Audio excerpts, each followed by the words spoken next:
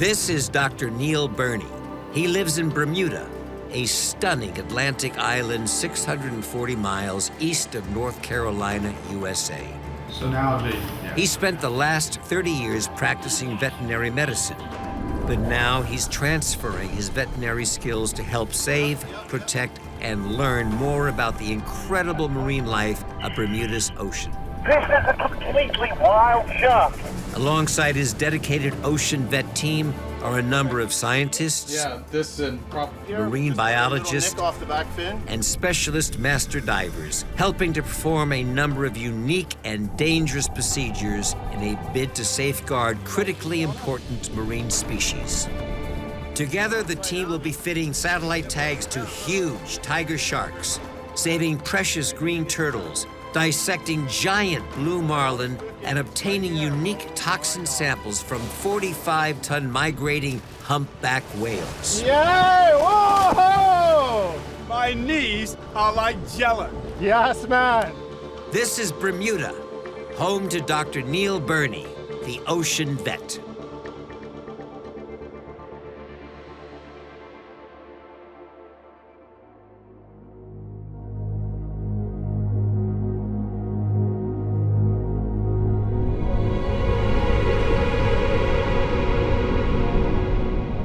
The tiger shark is one of the world's most powerful predators. Millions of years of evolution have seen this beautiful animal rise close to the top of the oceanic food chain. But this stature has come at a price. Local and international fishermen target this species, among others, for their fins and liver oil. Consequently, the tiger shark is now classified as near threatened. You'll just support if I start to go. Sure. The Ocean Vet team are coming to the end of an 8-year tiger shark research project. Little was known about this impressive predator. The project was established to tag and collect critical migratory data while learning more about this animal's behavior. These animals are absolutely spectacular. They're a hydrodynamic marvel and beautiful to watch. Neil and his team's research is helping local and international authorities establish shark protection policies. I gotta be honest with you, I'm calling this possibly the biggest shark we've ever had. This thing is monstrous. In this episode, Neil and the crew struggle with an 800-pound tiger shark while attempting to fit its satellite tracking computer. Neil's unique set of veterinary skills are tested and the team's experience pushed to the limit. Starboard engine, trim up, please. Engine up. Starboard engine, trim it right up, quick as we can. Go, go, go, go, go, go, go, go, go, go, go. Under the water, the team risked their lives to learn more about tiger shark behavior while attempting to dispel the notion that these animals are mindless man-eaters. Okay, I'll pull it out from under. The final $6,000 satellite tag will provide the data needed for the government of Bermuda to establish a comprehensive shark conservation policy, the first of its kind in Bermuda's long history. As Neil and the team prepares to embark on this epic adventure, Neil carefully checks the equipment needed to secure a huge tiger shark to the side of the boat. This is the sling in which we suspend our large tiger shark when we get into the side of the boat. It has to be adjustable both ways so that we can roll him rotationally to position his dorsal fin for drilling. We're gonna take a measurement. Series marine biologist Choi Ming has been studying these sharks with Neil for over the last 8 years and has made some interesting observations on their behavior in the wild. Now, obviously, we were cautious when we first jumped in, just didn't have any idea what to expect. But over time, we've definitely seen that they're not the mindless eating machines that you think they are. In fact, when we're in the water, if you hold your ground and assert some dominance in the water column, not aggressively towards the animal, but you just hold your ground like you're a large predator, they'll keep their ground. And we've stayed in the water well over an hour on a couple occasions with multiple tiger sharks. So it just goes to show that once you understand the psychology of the animal, you can do a lot more than you think. Swimming with tiger sharks is dangerous. The team have had years of experience developing a unique understanding of shark behavior. Neil and Choi believe that by sharing their incredible interactions, they can change people's perception of tiger sharks and sharks in general. As always, Neil and Choi are supported by the rest of the Ocean Vet crew. Andrew Kirkpatrick is the underwater cameraman and doubles as underwater support during veterinary procedures. Dylan Ward and Neil's son, Oscar Doyce, are the shark safety divers. Together, they ensure the safety of the team. The tiger shark tagging location is a 12-mile burn southwest of Bermuda to Challenger Bank. This seamount is one of 2 underwater volcanoes. It rises up from well over 2,000 feet and comes close to the surface at just under 180 feet. Before the team reach Challenger Bank, their journey is interrupted by something rather special. So as we're traveling through the deep oceans, we've come across a pod of bottlenose dolphin, and they're actually riding the bow with us. There's about 30 of them. We're going to try and see if we can get in the water and swim with them.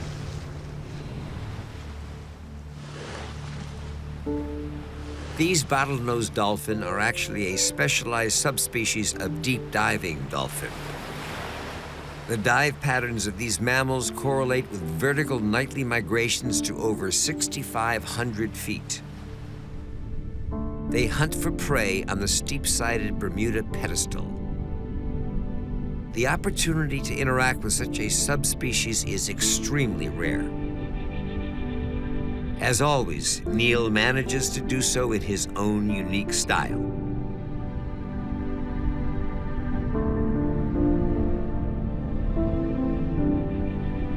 All right, so it's the first time I've used this fin and anchor. This is Lunaset Pro by Tenchi Miller.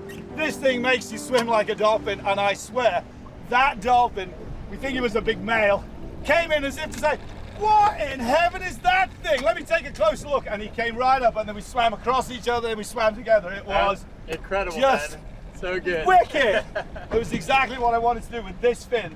Humpbacks next year, this is going to be the deal. With spirits high, the team switch gear back to tiger sharks. Choi is preparing the chum. So you can see Dylan and I here at the chum table, and basically we're making chum for the sharks. So what we have down here is a soup of blood, guts, fish, just general nastiness. Now, the way we get a shark coming up is to actually attract them by sense of smell. Sharks have a fantastic sense of smell overall. Most sharks can detect about 1 drop of blood in 1,000,000 drops of seawater. These animals track scent lines for hundreds of miles. In the wild, these lines usually direct the sharks to a feeding opportunity, more often than not a bait ball. Neil uses a slightly different payoff for when the sharks arrive. So this is a large blue marlin head. We get these from the sport fishing fleet, and the body of the fish hopefully gets used for some research, but the head becomes the centerpiece of our chum line. This is what the tiger sharks love to chew on, and when they're playing with this, they're less focused on us while we're swimming with them. So Choi, let's get this in the water. Yeah. 3, 2, 1, go! Once the head is in position, Neil jumps in and heads out to the marlin head. Tiger sharks are already in the area, attracted to the chum, but they're keeping their distance. To bring the sharks closer, Neil starts to scrape the marlin head with a knife. The sound travels through the water column and is picked up by the shark's lateral lines, a sensory system located along the side of the shark that converts movement and vibration into electrical impulse signals. Moments later, Neil spots a large tiger shark rising up from the deep.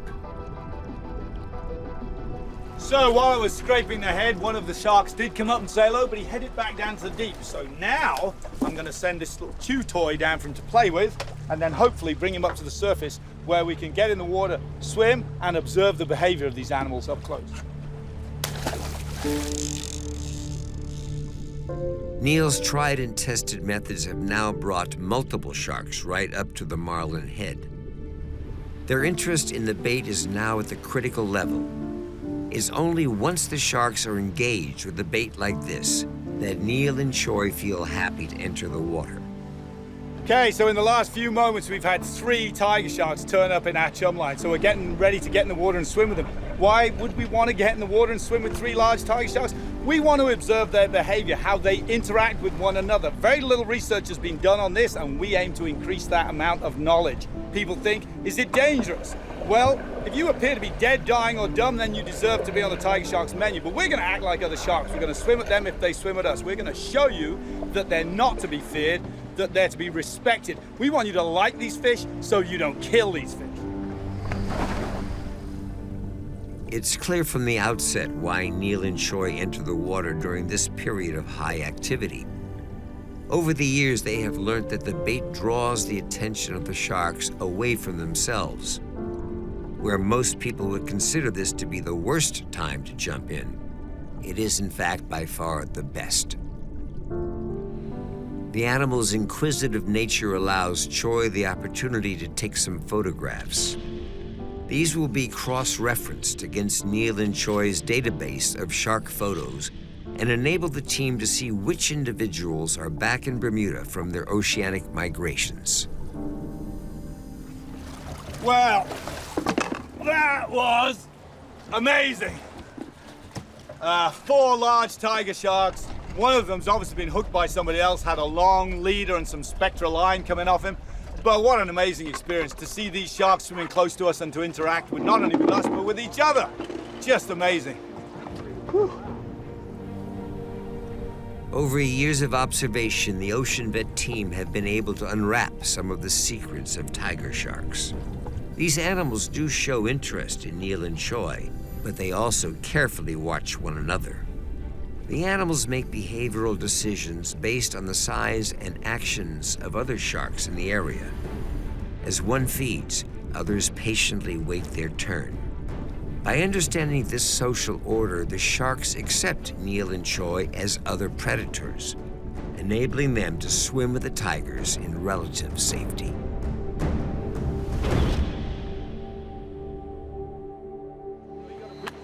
The other one's got the other bit of it. Watch out, Neil, be careful. Back on board, the team are reminded of how quickly things can go seriously wrong. Lower unit off the engine. No wrap, no wrap. There's no way you can bring it up. Starboard engine, trim up, please. Starboard engine, trim it right up, quick as you can. Go, go, go, go, go, go, go, go, go, go, go. Yeah, all right, we're good. The shark just took the buoy right under our starboard engine, and he's in danger of breaking the lower unit off. The shark swims around and heads straight back towards Choi. Unbelievably, he jumps in. In this slow-motion replay, you can just make out Choi's foot pushing the shark free of the engine. Choi is now some distance from the back of the boat. Disorientated and with no safety team, he's in danger. Sensing an opportunity, other sharks start to move towards Choi, following him right back to the boat, where he eventually manages to climb to safety. That was a big 9 or 10 foot shark just dominating the scene with 3 others following in suit, almost bumping off each other. That was a fantastic encounter. So after a couple of hours of multiple tigers chewing on it, that 100-pound marlin head has been reduced to this, probably about 8 pounds in weight. They've almost torn the chain right the way through the skull, and they also chewed through our rope and have nearly chewed through our 2,000-pound stainless steel cable. With so much shark activity, the team decide to push forward. Next, they'll attempt to catch one of these huge sharks to fit the final $6,000 satellite tracking computer. Neil lowers a single steel fishing line with a baited circle hook. It's not long before a tiger shark takes the bait. Think somebody's playing with this one? Oh yeah, here we go. Tiger shark on! There is a serious risk of being pulled overboard when fighting such a huge fish. Neil uses a body harness to support his back, and Choi stands by to assist with additional weight. Basically, I'm just bracing Neil. What happens is he's actually come from the back of the boat, so he's higher up on the step here, and obviously his center of gravity is a little bit higher, and also the shark's getting close to the boat, so he's getting a little more squirrely. Under the water, Kirkpatrick is watching the shark as it gets closer to the boat. The line has caught the shark at its tail and rolled him onto his back. The shark is now in tonic immobility, a trance-like state that sharks experience when upside down. We believe this fish may be tail wrapped. As he was running straight away from the boat, the leader is caught around his tail, so we're bringing him in backwards. Choi spots the shark break the surface. As it does, it triggers the shark's senses and suddenly rolls over and powers towards Dylan. Okay, so this fish is taking a powerful run off into the distance right now. That's a serious run, man. Yeah, you know We got what? a big guy on there. I didn't check this either. This is the rod that I lent to somebody else. I don't think it's running that direction Coming right now, forward, though. Andy. With the added concern that the equipment isn't in the best condition, Neil starts to regain some ground on the tiger shark. Unbeknown to the team, this tiger shark is the biggest shark they've ever encountered in Bermuda waters. You're gonna have to loose the anchor briefly and let it go over my head. Starting to come up a bit. Is it good? This is a big tiger shark. You can see what we mean with the tail wrap. He gets it on his tail and then comes in this position. And you can see the huge claspers. It's a big boy. The first and most important task is to immobilize the shark's power using a strong but soft tail rope. Good job, buddy. Neil and his team work quickly to rotate the shark so they can slide the harness around the animal and secure it to the side of the boat. But with a shark of this size, that's easier said than done. I gotta be honest with you, I'm calling this possibly the biggest shark we've ever had. This thing is monstrous. I can tell you the weight when we measure it, but this is huge. With the shark now safe and secure, Neil and Choi can begin the tagging procedure. So we've assessed our shark. We think he's about 900 pounds. One of our largest tiger sharks that we have here in Bermuda. So we're going to fit him with our 3-battery extended life Spot 5 tag. It's quite a big tag. It's often used on the great whites, but it's not too big for this fish. He's a monster. These tags collect migratory data. Over the last 8 years, a number of tiger sharks have been tracked all over the Atlantic Ocean. These tracks have revealed Bermuda to be a key habitat, showing individuals returning year on year. This is the crucial information the team need to help protect this species in Bermuda. Back on the boat, Neil and Choi have the last sat tag in place. Well, basically, we're putting the satellite tag as high on the fin as possible so that the antenna reaches up. We're bolting through. The tag's on one side. We have a washer and a lock nut. And we have plastic bolts so that it doesn't rust in the animal. Just all thinking about animal safety. And we'll snip them off and make it as streamlined as possible so it affects his swimming at a minimum. Yep. This is a huge fish. Yeah, I think so. To secure these tags, Neil has drilled small holes through the animal's dorsal fin. This looks distressing, but sharks have very few nerve endings in this part of their body. It is a relatively painless procedure and a very small price for this one shark to pay for the benefit of its entire species. I just think it's tragic how many sharks are being killed needlessly for their fins, for game fish, for sport, just for putting their teeth on a wall. And we don't understand enough about the migratory patterns of these fish, and this study is going to allow us to learn so much more about how far these fish travel and the fact that they are truly international migrants. So you can see the tag nicely right at the dorsal fin, right at the top. So when he comes to the surface, that antenna is going to come out. This point of the shark tag will dry, and that will tell it to transmit.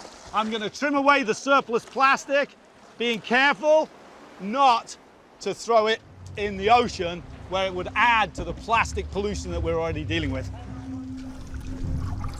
The shark has been in Neil and Choi's care for just over 10 minutes, well under the 20-minute release target. Now the tag is in place, Choi is able to move in and collect the information required to complete the data package. Excellent. Cool. 10'1". All right, so it was 10'1" overall, which puts it in about the 750-pound range in terms of sharks. And to the end of the tail, it was about 12'4". 10-foot sharks are usually in the area of about 15 years old, so this guy's been around for a while. Judging by the size of his claspers, I'm sure he's reproducing. The team are now preparing for the shark's release. Neil's veterinary skills are key to this final step. The The shark is tired and will need Neil's assistance to swim free. Over the course of this project, Neil and the team have successfully released all their sharks, but as this is the last one, the pressure is on to get it right. So, I'm just gonna check his nictitating membrane to make sure he's vigorous, and I'm gonna look at how he's breathing. The nictitating membrane test is a simple reflex examination. The shark's protective eye cover closes upon Neil's gentle touch. This is a good indication of how alert the shark is and enables Neil to predict how the shark will behave once the straps are released. Nictitating membrane is good, came straight over his eye. Neil then checks to see if the shark has flow over its gills. Again, this indicates how alert the shark will be when it's set free. And he's gulping water, so he looks good. I'm happy. These fish are so vital to the marine ecosystem. I'm delighted that we've been able to capture this guy, have him in good shape, and we're going to let him go. I'm going to wish him well on his journey. And hopefully we're going to change the impression that the only good shark is a dead shark. Neil carefully uses large bolt cutters to remove the hook. There is inevitably a small amount of blood, but nothing that won't heal quickly. Hook is clear. All right. Finally, they release the sling. Neil takes hold of the shark and begins to swim this massive predator away from the boat and back down into the ocean.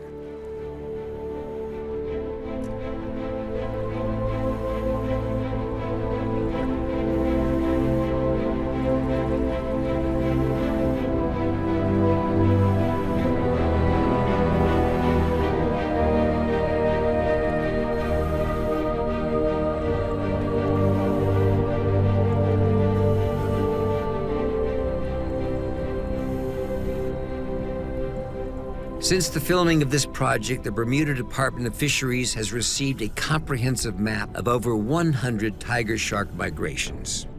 As a result, the Department of Fisheries is developing its first comprehensive tiger shark conservation strategy, a policy that will hopefully protect all of Bermuda's sharks throughout the island's 200-mile exclusive economic zone. This shark, named Andy, is again free to roam the open ocean.